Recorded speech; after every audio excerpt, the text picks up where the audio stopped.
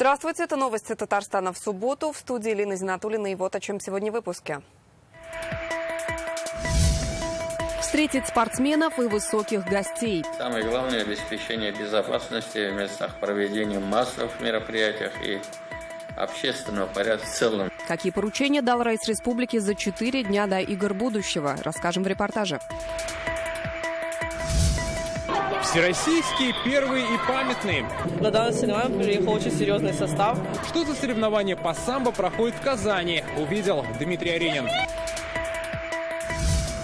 Бродячие собаки загрызли целое семейство косуль в Нижнекамске. Нижнекамск. Вот тут следы. Везде видно, что они ее тут крутили, загоняли. Какой ущерб это нанесло природе и кто будет отвечать за гибель животных? Расскажет Алена Струминская.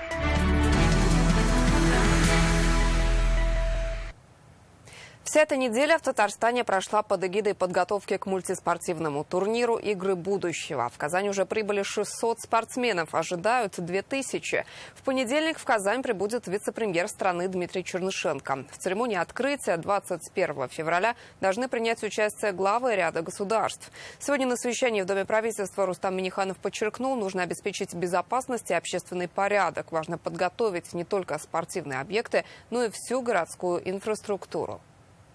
Игры будущего, вот они стартуют с 21-го открытия по 3, но уже более 600 человек прибыло. На международный мультиспортивный турнир ждут 2000 участников из более чем сотни стран. Основная часть прибудет в начале следующей недели, 19 и 20. На Казань-Экспо к играм достраивают целый город будущего. На всех спортобъектах завершают подготовку площадок для состязаний. Соревноваться будут в 21 инновационной дисциплине. Главная задача – слаженная работа всех организаторов и служб на каждой из площадок по закрепленным направлениям. И самое главное – обеспечение безопасности в местах проведения массовых мероприятий и общественного порядка в целом по республике. Вся республика работает на повышенном режиме безопасности. Самое главное – не допустить чрезвычайных нештатных ситуаций. Для турнира задействуют дворец единоборств «Акбарс», Академию тенниса, Татнефть-арену, Экстрим-парк «Урам», Иннополис, IT-парк, стадион «Трудовые резервы», Казанский цирк и другие объекты. Главной площадкой станет Казань-Экспо. Рустам Минниханов подчеркнул, важно, чтобы готова была и вся городская инфраструктура, в том числе ЖКХ, транспорт, объекты гостеприимства и сервиса. Прежде всего, качественное содержание городских дорог, улиц, пешеходных зон, объектов городской. Это не только объекты, это весь город, потому что наши гости, они не зафиксированы только в гостиницах и в местах проведения. Им интересно посмотреть город, посетить наши достопримечательности. Уже в среду на Казань-Экспо состоится церемония открытия игр будущего. Как отметил Райс Республики, на нее президент страны пригласил ряд коллег. Будут высокие гости на уровне глав государств. Лина Зинатуллина, Марат Хусаинов, ТНВ Казань. Смертельная авария произошла на трассе М12 в Верхнеуслонском районе. Автомобиль «Рено» на полном ходу врезался в стоящий на правой крайней полосе КАМАЗ. Большой груз перекрывал дорожную технику, которая в этот момент убирала снег с проезжей части. 34-летний водитель иномарки погиб на месте. Дорожные рабочие и водитель КАМАЗа не пострадали. Семейство косуль загрызли бродячие собаки в Нижнекамском районе. Погибли 6 особей. Расправа произошла в лесу на территории санатория «Корабельная роща». По подсчетам специалистов, ущерб – 500 000 рублей. По словам жителей, бродячих собак видят здесь часто. Опасаются, в следующий раз их добычей могут стать люди. Как будут решать проблему, в репортаже Алены Струминской. Вот тут следы. Везде видно, что они ее тут крутили, загоняли. Собаки окружили свою добычу, молодую косулю. Эти кадры разлетелись по соцсетям. Как выяснилось, все произошло в Нижнекамской корабельной роще. Несколько собак загрызли семейство косуль, 6 особей. Среди них, судя по видео, была беременная самка. Это тоже козлик. Рожки там большие есть у него. Это взрослая самка. В республике действует программа по сохранению и воспроизводству косуль. Гибель такого стада – серьезный урон природе. Их туши нашли охранники недалеко от санатория. На место выехали специалисты Госкомитета по биоресурсам. По их подсчетам, ущерб составил 500 000 рублей. Косуль загрызли на территории санатория «Корабельная роща», но там нам снимать не разрешили. Однако бродячие собаки – это проблема не только санатория, а рядом детский лагерь и дачный массив. По словам местных жителей, бродячие собаки прибегают в этот лес с начала зимы и представляют реальную угрозу для всех его обитателей. С началом холодов собак здесь видят чаще. К людям подходить они не боятся, зато боятся их люди. Много собак приходят именно с города, с поселка Афанасово, с деревни Ильинка. И очень много собак на промзоне. Они бесхозные, бродячие, голодные, очень крупные, что доставляет большую проблему и опасность не только для диких животных, но и для жителей нашего города. Совпадение или нет, но после нападения на косуль в городских сообществах появилось сразу несколько публикаций о расстреле собак. По одному случаю завели уголовное дело. В администрации города призвали обращаться в службу по отлову собак. То, что такие случаи отстрела, так скажем, самовольного отстрела людей происходит, это, конечно же, неправильно, это нарушение закона. Никто не имеет права взять и просто отстреливать собак. То есть, если такие случаи происходят, люди видят скопление собак, агрессивно настроенных, то они, безусловно, должны сначала обратиться в 072 по городу Нижнекамску и заявить о таких случаях. После гибели косуль инспекторы Госкомитета по биоресурсам намерены привлечь к ответственности виновного. Кто это будет, руководство санатория, администрация города или служба отлова, станет известно после суда. Алена Струминская, Иван Климов, ТНВ, Нижнекамск.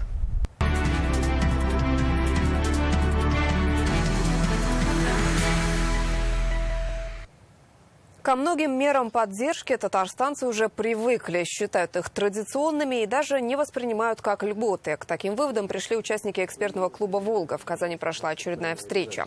Представители госорганов и федеральные депутаты обсудили социальное государство в стремительно меняющемся мире. Как отметили, страна развивается, уровень жизни населения растет. В Татарстане ниже прожиточного минимума доходы имеют около 5% жителей. Большим подспорьем в улучшении жилищных условий стали программы, реализуемые Госжилфондом при Раисе Татарстана. Приоритетное направление госполитики – поддержка семей с детьми. Программа «Наш двор». Программа, которая, на мой взгляд, также дает колоссальный рост именно взаимодействия государства и людей. На мой взгляд, государство – это прежде всего люди. И взаимодействие с населением в ходе таких программ – это, на мой взгляд, рывок. Все приходит со временем, все приходит с тем экономическим ростом, экономическим развитием, ростом производительности труда, который сейчас происходит. И вот тот дефицит кадровый, который сегодня на рынке сложился, он естественным образом создает условия для роста заработной платы. Каждый раз в Государственной Думе, принимая решения по социальным обязательствам и обязательствам государства, мы их приравниваем к обязательствам государства, к обязательствам власти и говорим о том, что эта сумма, эти выплаты, они всегда будут выплачены при любой ситуации. В первую очередь жители Татарстана видят нашу страну в будущем как социальное государство и великую и благоустроенную страну. Поэтому, наверное, важно ценить то, что есть, понимать, как это все работает. И если мы непосредственно говорим про детей, про родителей, больше продвигать именно тему того, что у нас все-таки доступно это все. Есть бесплатная медицина, образование. В Лисичанске в эти дни работает съемочная группа нашего канала. В городе произошли значимые по меркам жителей события. Это и открытие рентген-кабинета, и окончание ремонта в одной из 3 школ. Как идет восстановление социальной инфраструктуры, с какими сложностями приходится сталкиваться татарстанским специалистам, в репортаже Алины Сулеймановой. Лисичанск – один из самых уродливых арт-объектов современности. Кассетный боеприпас, ракетные установки.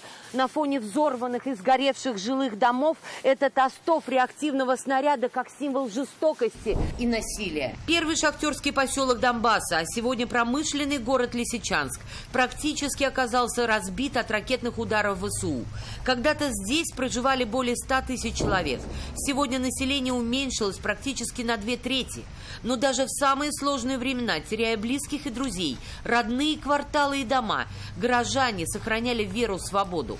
Смутные времена мы уже пережили, самые смутные. Сейчас полегче. Вот когда были тут нацики, укроп, тогда было очень плохо, очень плохо. Мирная жизнь в Лисичанске, подшефном городе Татарстана, восстанавливается. Ну, надо тогда сейчас нам это все сделать срочно. У нас осталось 2 дня. Евгений Варакин, заместитель премьер-министра Республики Татарстан, курирующий эту работу на месте, считает, что сегодня ежедневного внимания требуют все сферы жизни. Здравоохранение в этом списке в приоритете. Предыдущая власть, несмотря на то, что оставалось здесь мирное население, методично уничтожала все, что может пригодиться в дальнейшей мирной жизни. То есть это и медицинское оборудование, были угнаны все машины скорой помощи. Восстанавливать намеренно уничтоженную инфраструктуру города. Сюда приезжают строители, энергетики, медики и волонтеры из Татарстана. Привезли хороший этот материал Татарстан. И вот работников наняли, тут и работу им оплачивают, эту, и быстро-быстро ребята стараются, кушают же кашку. Еще год назад каша на костре от волонтеров из набережных Челнов была единственно возможной горячей пищей для многих. Сегодня, благодаря поддержке нашей республики, у горожан свет и вода. У нас есть свет, у нас есть вода, вот, у нас есть тепло, потому что в прошлом году мы мерзли. А кашу все равно ждут. И в пунктах гуманитарной помощи, и в больнице. Перловки побольше. Перловка больше нравится? Да. Большое спасибо. Перловка завтра у нас. Ждут все. И бабушки по гололеду шли, дедушки ждут. Из Татарстана идет гуманитарный груз, и это уже более 4000 тонн на сегодня. В этом особая поддержка для горожан. Сейчас фуры из набережных Челнов, продукты питания и памперсы для лежачих больных. Приходят вот такие вот памперсы. Возвращая жизнь в Лисичанск, здесь задумываются и о ценах на продукты. В местных магазинах товары из Татарстана. И цена, да? И цена так же самая, регулируемая. То есть цена 117 рублей, джем персиковый 117 рублей. Также, если вам удобно, можно взять у стеклянной. У заместителя премьер-министра Республики Татарстан Евгения Варакина и мэра Лисичанска Эдуарда Сахненко очередной совместный выезд на объект. Фактурная штукатурка. Ой, красота, это да. Будут лестничные марши, будут такие и коридоры. Вот да, отличное решение. Пока жизнь в Лисичанске назвать безопасной сложно. Куда она летит? Куда-то. Но здесь никто не сомневается. Все получится, ведь мы Россия. Алина Сулейманова, Андрей Ключников, ТНВ. Сегодня в Казани открылись первые всероссийские соревнования по самбо памяти бойцов СВО. Приехали около 700 участников из всех федеральных округов. Почти половина – это мастера спорта, в том числе члены сборной страны. На церемонию открытия пригласили ветеранов боевых действий и родственников участников спецоперации. Самбо – один из самых патриотичных видов спорта. Он появился в нашей стране на основе различных единоборств. Я занимаюсь самбо 15 лет. Казанский самбист Кирилл Бажин в составе сборной России еще поборется на играх Страмбрикс. На проходящих сейчас соревнованиях он один из фаворитов. Как начал заниматься, стал чувствовать себя очень сильно увереннее, чем до этого. Также самбо дисциплинирует, потому что это вид спорта с очень высокой конкуренцией. Ты должен быть постоянно на пике. Поджимай, не торопись. Показать свое мастерство приехали около 700 самбистов со всех федеральных округов. О высоком уровне состязаний говорит то, что половина участников – это мастера спорта, в том числе представители сборной России. Как отмечают, особенно сильная конкуренция в женской части турнира. На данное соревнование приехал очень серьезный состав. Я удивлена, что столько девочек, которые борются по спортивному самбо, здесь выступают.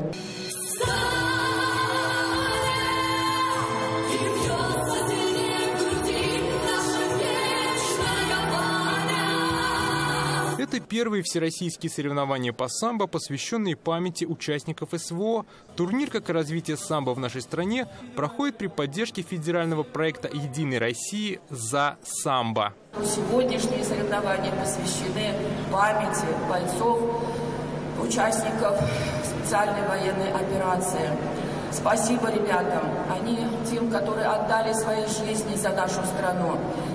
Спасибо тем, которые сегодня там, на линии соприкосновения. Дай Бог им всем, Аллах, дай помощи нашим ребятам, чтобы они остались живы, были здоровы, чтобы они вернулись к нам с победой. На церемонию открытия соревнований пригласили ветеранов боевых действий и родственников участников СВО. В знак признательности им подарили цветы. Очень важно, что не забывает, и вообще администрация Казани, и администрация района всегда как бы с нами на связи и нас поддерживают. Самбо или самозащита без оружия как вид единоборства был разработан в Советском Союзе на основе дзюдо и джиу-джитсу. Для себя, как для юноши и как для будущего мужчины, я уж научился падать, уметь боевые приемы делать, но это мне помогло не сойти с дистанции где-то и идти по жизни. И в жизни это мне пригодилось.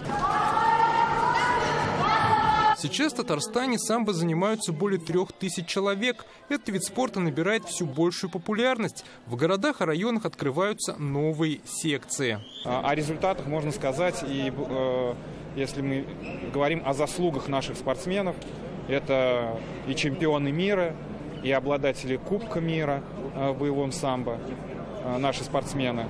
Поэтому мы надеемся, что вот такое развитие самбо будет продолжаться. Соревнования завершатся завтра. По их результатам для девушек состоится отбор в сборную страны для участия в международных турнирах. Дмитрий Айрин, Адель Миндубаев, ТНВ, Казань.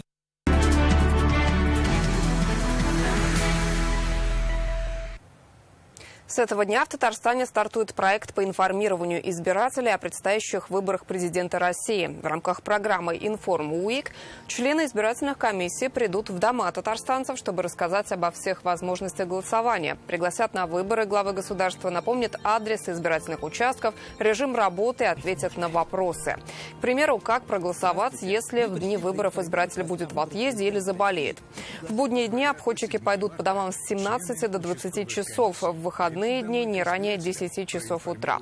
Члены избирательных комиссий в специальной экипировке, белой накидке с логотипом выборов, с нагрудным значком, с буклетами. У каждого бейджик с фамилией, именем и отчеством.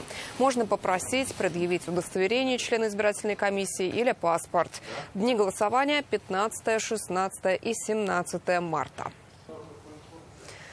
Рустам Минниханов сегодня встретился с главой Союзмультфильма Юлианой Слащевой. Обсудили новые направления сотрудничества и дальнейшее развитие мультимедийного центра «Союзмультпарк» в Казани. Он открыт 3 года назад на Акбарс-арене. Это 12 интерактивных аттракционов, школа анимации, а также площадки для мастер-классов. В прошлом году здесь заработало музейное пространство, где посетители знакомятся с основными этапами развития отечественной мультипликации и рассказывают об истории и культуре Татарстана.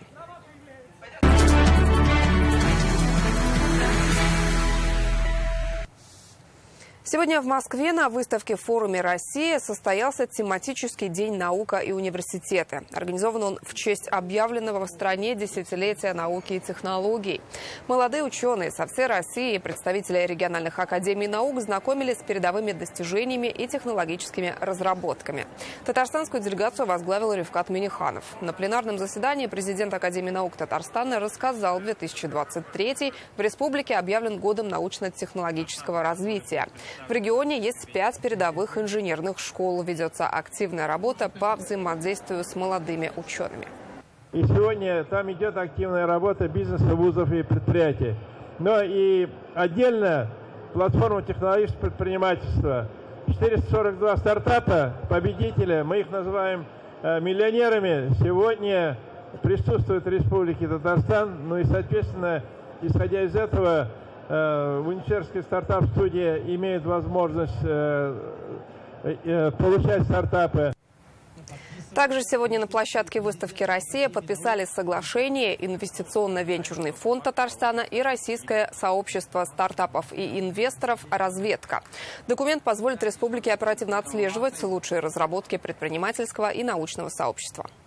Татарстан приглашает к себе сильные компании для усиления роста своего потенциала и взаимодействия с различными экосистемами, сообществами, бизнес-клубами. Есть возможность для различных сообществ быть оцененными правильно в моменте. Как рассказал Рифкат Миниханов, большая работа ведется и в гуманитарном направлении, в частности по истории. Кроме этого, наши ученые ведут научное сопровождение объектов, включенных в список ЮНЕСКО. Расширяем структуры, те, которые занимаются на сегодняшней историей, и не только в Татарстане. Но мы и в целом не только в Татарстане, мы везде присутствуем. Во всех объектах ЮНЕСКО, которые сегодня есть в Республике Татарстан, которые на уровне Российской Федерации. Создание учебного центра Сибур-Интех-НК на базе НХТИ, масштабная модернизация ремонтного производства, проекты формулы хороших дел и многие другие фокусы работы нижнекамского предприятия Сибура обсудили на заседании Общественного совета Нижнекамск-нефтехима. Важнейшие проекты презентовали в новом центре креативных индустрий «База». Он, кстати, получил новую жизнь также при финансовой поддержке Сибура.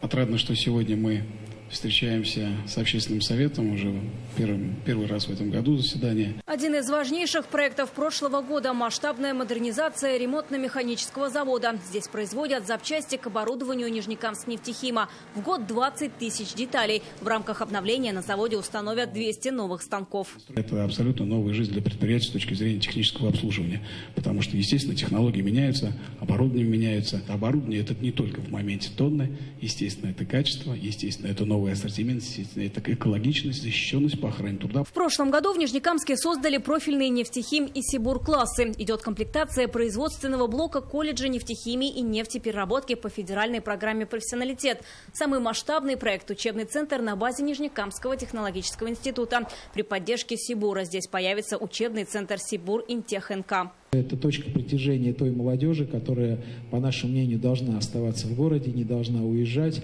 должна приходить на работу на наши предприятия и должна получать самое современное образование. В прошлом году в Нижнекамске провели неделю театра нефтегаза химических городов России, школу баскетбола и футбола, Винтерфест с участием звезд российского спорта.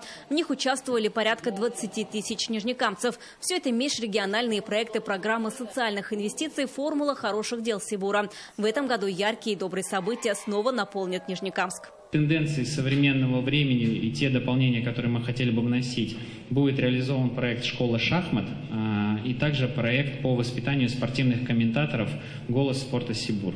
Ту поддержку, которую оказывает компания Сибур в рамках грантовой поддержки «Формулы хороших дел», это отличная возможность. Первое – это воплотить свои идеи. Второе – это разнообразить и улучшить жизнь населения. Главный проект этого года – пусконаладочные работы уникального предприятия ЭП-600 и завершение строительства производства гексена. Вероника Гайнудинова, Алена Струминская, Адель Миндубаев, ТНВ, Нижнекамск. Интернет-версию итогов прошедших 6 дней читайте в электронной газете «Реальное время». Еще больше информации в нашей группе ВКонтакте и Телеграм-канале. Сейчас прогноз погоды с Динаром Бодрудиновым. До встречи в 21:30.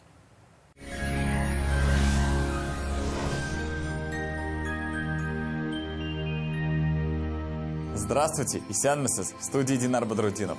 В Татарстане в предстоящие сутки температура повысится. Будет дуть очень сильный ветер. Республика будет находиться под влиянием атмосферного фронта северного циклона. Подробности после полезной информации. Банк Аверс оказывает весь спектр банковских услуг для частных лиц и корпоративных клиентов. Для бизнеса банк предлагает услуги по расчетно-кассовому обслуживанию, кредитованию, банковские гарантии и продукты с возможностью эффективно размещать свободные денежные средства.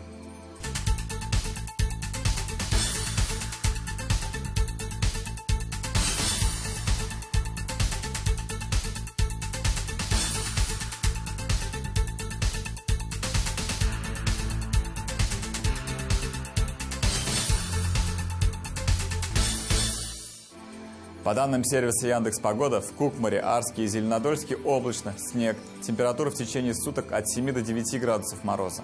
В Буинске, Камском устье и Тетюшах облачно, снег. Температура минус 6-8 днем и минус 7-8 градусов ночью. В Чистополе, Мамадыше и Нурлате тоже осадки. Температура от 8 до 10 мороза и днем, и ночью. В Набережных Челнах, Нижнекамске и Мензелинске переменная облачность. Здесь небольшой снег. И в светлое и в темное время суток от 8 до 10 градусов ниже нуля. В Альметьевске, Азнакаево и Бавлах будет облачно с прояснениями. Пройдет слабый снег. Минус 9-11 днем и минус 9-12 градусов ночью. В туристических городах республики температура повысится, однако ожидается порывистый ветер. В Свияжске температура днем и ночью минус 7 градусов. Будет облачно, пройдет снег. В Болгаре такая же температура, 7 градусов мороза. Здесь тоже облачно, ожидается метель. В Елабуге облачно, местами снег. Температура минус 9 градусов в течение всех суток. Санчи благотворно влияет на работу всего организма, дает энергию, улучшает кровообращение, укрепляет иммунитет, нормализует сон, способствует устранению головных болей и хронической усталости. Полезные свойства санчи проверены веками, недаром его называют сокровищем китайской медицины. Хорошая новость, только 20 февраля в аптеках Фармленд на санчи 20% скидка. Телефон для справок 8 92 72 36 71 75. Сайт sanchi.rf. Сильный ветер синоптики обещают и в Казани. Пройдет небольшой снег. Температура днем и ночью минус 7 градусов. Атмосферное давление 757 миллиметров ртутного столба. Ветер южный, более 7 метров в секунду. Влажность воздуха 77%. Магнитное поле Земли спокойное. Пока это все. Я с вами прощаюсь. До встречи. Берегите себя. Кэннерго Замышловался.